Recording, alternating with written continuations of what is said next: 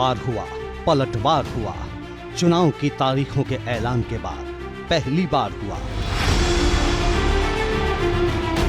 राहुल गांधी की भारत जोड़ो न्याय यात्रा के समापन के बहाने इंडिया गठबंधन ने अपनी एकजुटता और ताकत दिखाने में कोई कसर बाकी नहीं छोड़ी। मुंबई का मैदान था, मंच पर इंडिया अलायंस के दिग्गज थे और निशाने पर बीजेपी थी।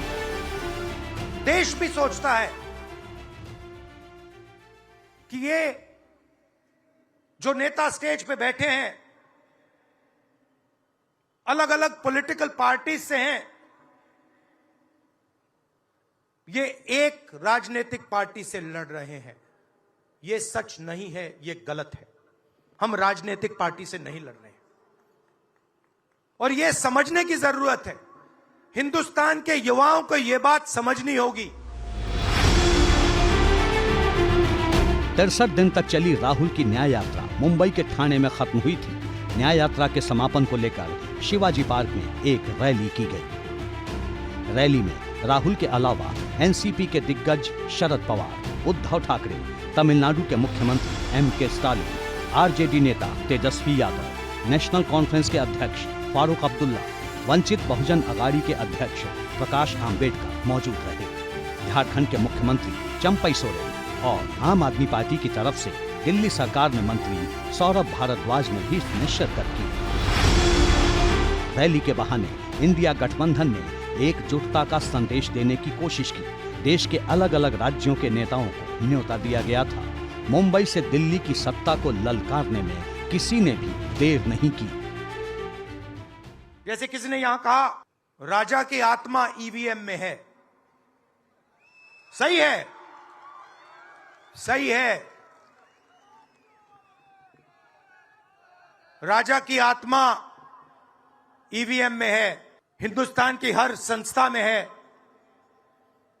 ईडी में है, सीबीआई में है, इनकम टैक्स डिपार्टमेंट में है। इस दौर में जहां पूरी ताकतें लगाई गई हों, डराया जा रहा हो, लोगों को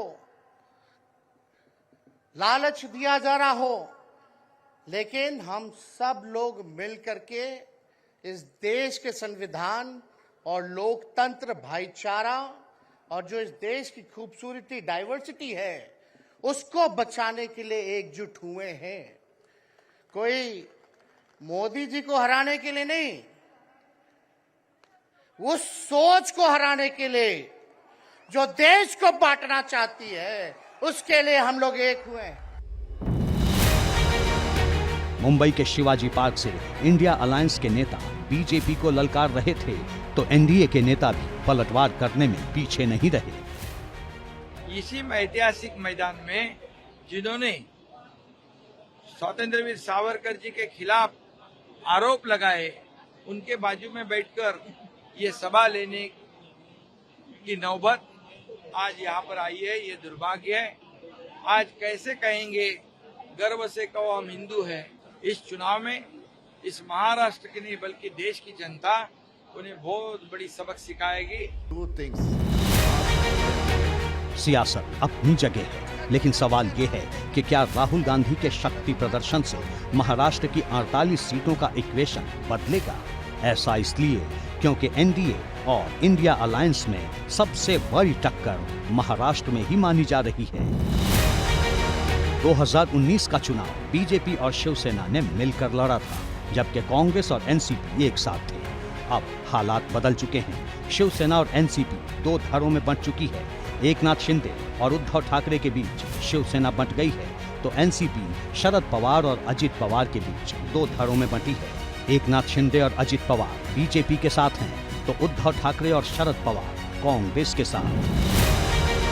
लोकसभा सीटों के लिहाज से यूपी के बाद महाराष्ट्र सबसे बड़ा राज्य है, जहां लोकसभा की 48 सीटें हैं और सीट बंटवारे को लेकर अभी तक किसी भी अलायंस में बात फाइनल नहीं हुई है। लेकिन इंडिया गठबंधन ने कांग्रेस की न्याय यात्रा के समापन के बहाने एक साथ होने का इशारा जरूर दे दिया है। किसानों के मुद्दे, अग्निवीर के मुद्दे, जवानों के मुद्दे, वो मुद्दे आपको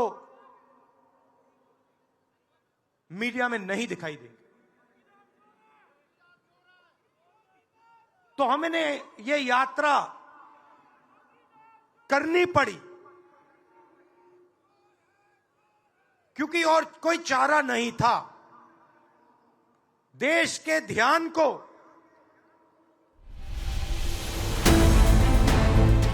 जिस महाराष्ट्र की जमीन से इंडिया गठबंधन खुद को एकजुट दिखा रहा है, उसकी सबसे बड़ी वजह यह भी है कि उसे वहां बड़ी संभावनाएं नजर आ रही है। एबीपी न्यूज और सी वोटर के ओपिनियन पोल के मुताबिक बीजेपी भले ही तीसरी बार सरकार बना रही हो, लेकिन वो महाराष्ट्र में चूक रही है और 2019 के मुकाबले उसे 13 सीटों का नुकसान हो सकता है, जो किसी भी राज्य के मुकाबले सबसे ज्यादा है। एबीपी न्यूज और सी वोटर के ओपिनियन पोल के मुताबिक महाराष्ट्र की 48 सीटों में से एनडीए को 28 और इंडिया को 20 सीटें मिल सकती हैं। चुनावी रणनीतिकारों को भी यही लगता है कि अगर इंडिया गठबंधन महाराष्ट्र में जोर लगाए तो ये उसके लिए फायदे का सौदा होगा। जानकार भले ही महाराष्ट्र में इंडिया अलायंस की उम्मीदों को आसमान दे रहे हों, लेकिन गठबंधन में सीट बंटवारे की तपिश से महाराष्ट्र भी अछूता नहीं है। शक्ति प्रदर्शन के जरिए सब दुरुस्त होने का मैसेज देने की कोशिश भले ही की जा रही हो, लेकिन सीट बंटवारे को लेकर सियासी शहर मात का खेल अभी जारी है। सीट आवंटन के लिए महाविकास आघाड़ी का फॉर्मूला 22, 16 और 10 का है। सूत्रों से जानकारी मिल रही है कि ठाकरे गुट के लिए 22 सीटें, कांग्रेस के लिए 16 सीटें और एनसीपी शरद पवार गुट के लिए 10 सीटें छोड़ने का फैसला किया गया है। इस बीच महाराष्ट्र में सीट शेयरिंग को लेकर उद्धव की पार्टी का बड़ा बयान सामने आया। शिवसेना उद्धव गुट के सांसद संजय राउत ने कहा कि एमपीए में सोमवार को सीट शेयरिंग का ऐलान हो जाएगा। सीट शेयरिंग को लेकर आपने बोला कि ऑलमोस्ट पूरा फाइनल हो गया है, 1-2 दिन में, मतलब हम उम्मीद कर सकते हैं कि कल सीट शेयरिंग कल तक हो जाएगा। कल तक पूरी घोषणा हो जाएगा। महाराष्ट्र में 5 चरणों में लोकसभा चुनाव होंगे। बीजेपी के 400 प्लस सीटों के टारगेट के लिहाज से महाराष्ट्र भी अहम राज्य है। महाराष्ट्र का फैसला क्या होता है, ये तो 2.5 महीने बाद ही पता चलेगा। तब तक चुनावी दावों का दौर खूब चलेगा। इतना जरूर है कि महाराष्ट्र की 48 सीटों को साधने में इंडिया अलायंस से लेकर एनडीए तक कोई कसर छोड़ने वाले नहीं।